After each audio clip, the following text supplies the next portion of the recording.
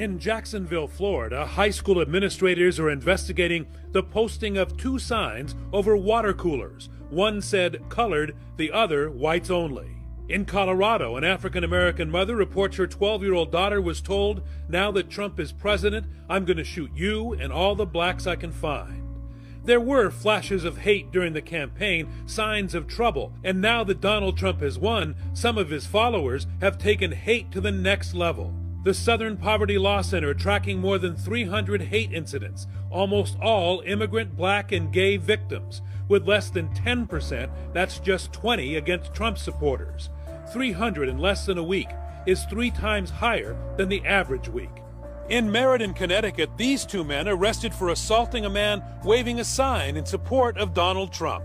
The University of Pennsylvania investigating a text thread overrun with images depicting lynchings and harsh racial language. Nadia Browning was one of the targets. I opened the chat and there were a lot of derogatory name-calling and just really hurtful things. President-elect Donald Trump intends to deport millions of criminals who are in this country as illegal immigrants. And when it comes to implementing his plan, he could face some stiff resistance from political leaders and police chiefs of various cities that provide sanctuary to illegal immigrants.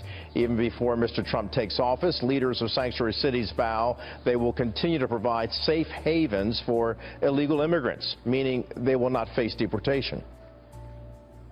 To be clear about what Chicago is, it always will be a sanctuary city. In Los Angeles, where millions of immigrants are living in the city illegally, Police Chief Charlie Beck says officers will maintain its long-standing policy on federal immigration, which has been in place since 1979. He says, "We are not going to engage in law enforcement activities solely based on somebody's immigration status." And in San Francisco plans to maintain its sanctuary status as well, despite the tragic killing of Kate Steinle, gunned down as she walked with her father on the city's famous pier. The accused killer, an illegal immigrant and convicted felon, had been deported 5 times before. A police officer in Michigan is suspended after he displayed a Confederate flag at a political rally while off duty. Traverse City officer Michael Peters drove a pickup truck decorated with the flag to a Love Trump's Hate rally, then parked and drank a beer. Word eventually got back to the police chief, who announced the suspension while the matter is being investigated. No justice, no peace. A dramatic scene today at this high school in Nebraska, where hundreds of students walked out to protest President-elect Donald Trump. As tonight, schools across the country grapple with how to reassure students and parents in the midst of tension seemingly triggered by the outcome of the election. Scared, confused, betrayed, disconnected from the very vision of this country. In this video, teachers recount emotional talks with students as racist videos and graffiti have popped up on campuses. Like this cell phone video at a Michigan middle school cafeteria. This school in Pennsylvania, chants of white power. White power! In an interview with the Wall Street Journal today, when asked if he thought his rhetoric had gone too far in the campaign, Trump responded, "No, I won." This cell phone video captures a Trump supporter in high school in Woodside, California, being attacked by another student. She said, "You support Trump, you hate Mexicans." And at the prestigious University of Pennsylvania, university officials say an investigation is now underway into how a group of black freshmen were added to a racist group account that included racially offensive content, such as posting images of lynchings. Many Hillary Clinton supporters are still holding out hope that there will be a Madam President. A Change.org petition is looking to faithless electors in the Electoral College to essentially take the victory from Donald Trump and give it to Clinton. The Electoral College will gather across the U.S. on December 19th to certify Trump as president. Many Clinton supporters are counting on these electors to ignore their state's votes and cast their ballots for the Democratic nominee. The petition states, quote, "Mr. Trump is unfit to serve." It goes on, "Secretary Clinton won the popular vote and should be president." It's calling for 1.5 million signatures and has already exceeded that number. But faithless electors are very rare. In the history of the Electoral College, only 82 have made the choice to change their votes. British Sharia courts are now under scrutiny after they were accused of discriminating against women. 90% of the Sharia courts handled divorce cases resolving family conflicts within the Muslim community. Now, a report from Agency France Presse says those Islamic courts have refused to grant religious divorces to women who are victims of domestic abuse. And an open letter from more than 200 national and international women's organizations is calling to ban the system altogether. One spokeswoman said the courts are linked to the rise of the Islamist movement. It was reported that efforts to put a stop to the movement have already had somewhat of an effect. The Oregon public official who levied a $135,000 fine against a Christian-owned bakery lost his bid to become Oregon's Secretary of State. Since 2008, Brad Avakian has been the commissioner of the Oregon Bureau of Labor and Industries. He ruled Sweet Cakes by Melissa must pay the fine after the bakery refused to provide a wedding cake for a lesbian couple. The owners said it would violate their Christian beliefs. In the Oregon Secretary of State race, Avakian lost to former state representative Dennis Richardson. The Daily Caller reports that Richardson will become the first Republican in 14 years to win a statewide office in Oregon. A West Virginia official who posted a racist message about First Lady Michelle Obama has now been fired from her job. Pamela Ramsey Taylor was a director for the Clay County Development Corporation, and she wrote this online after Donald Trump was elected, and I quote, "It will be refreshing to have a classy, beautiful, dignified First Lady in the White House. I'm tired of seeing an ape in heels," end quote. Now, the town's mayor then responded, and I quote, "Just made my day, Pam," end quote. The post was shared hundreds of times on social media before it was then deleted. It should be noted the mayor is still at her post. From the White House to 10 Downing Street, that's the move some wishful Brits hope President Obama will make in January. Twitter in Britain exploded Wednesday after President Obama's post-election speech, with people calling for him to rule across the pond. There are already thousands of tweets.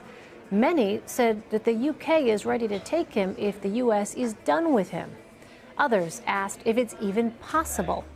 Unfortunately for them, the Obamas plan on staying in Washington after the president's term is up. Young liberals, gripped by delusions, fueled by a propagandized media, are basically demonstrating that they are essentially children.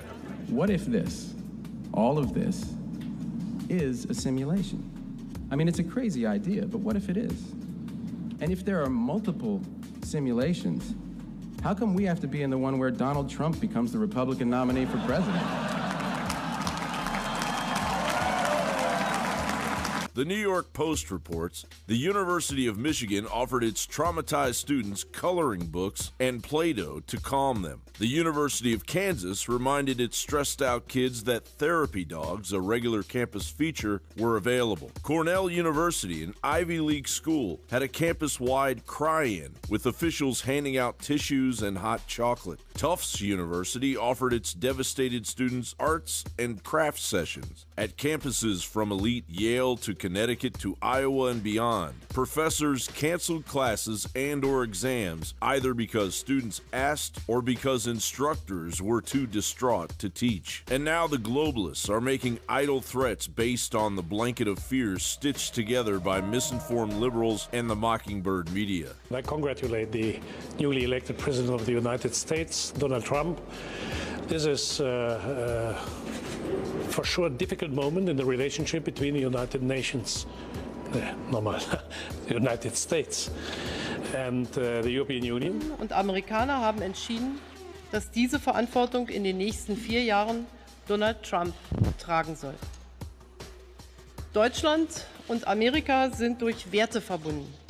Demokratie, Freiheit, den Respekt vor dem Recht und der Würde des Menschen, unabhängig von Herkunft, Hautfarbe, Religion, Geschlecht, sexueller Orientierung oder politischer Einstellung. We trade about $600 billion a year. So every year you have trade flows totaling $600 billion across the border with China and the US. And so if that if that flow ever gets interrupted, a lot of people are going to be out of jobs. On Mr. Trump and what he would do, he's going to work with everyone. And you say how can you bridge the rift? I think, Chris, that we ought to realize that where we may disagree politically and ideologically, people have far more in common in this country than they may realize when they're in the heat of the political battle.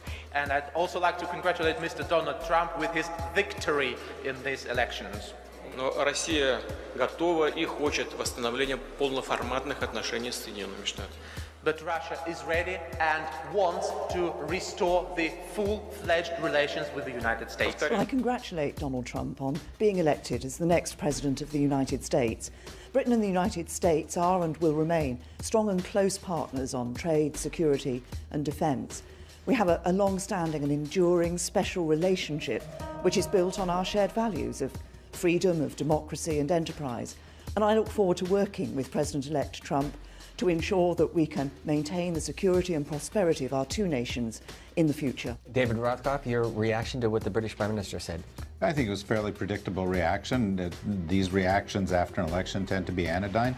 As it happens, she's kind of a political cousin of Trump's. You know, she is a kind of xenophobic, a right-of-center politician who's gotten into office talking about getting out of Europe and attacking refugees. Donald Trump is the president-elect, whether liberals like it or not. He will enter the Oval Office to preside over a country that was deeply divided by community organizer Barack Obama, not Donald Trump. Trump will roll his sleeves up to rebuild the infrastructure of the American economy destroyed by Bill Clinton, George Bush, and President Obama, not Donald Trump. Trump will be faced with a mass migration of displaced refugees fleeing the war-torn countries thrown into chaos by Obama and Hillary Clinton, not Donald Trump. To the liberals still clinging to their security blankets out there, give your new president a chance to improve even your ungrateful life.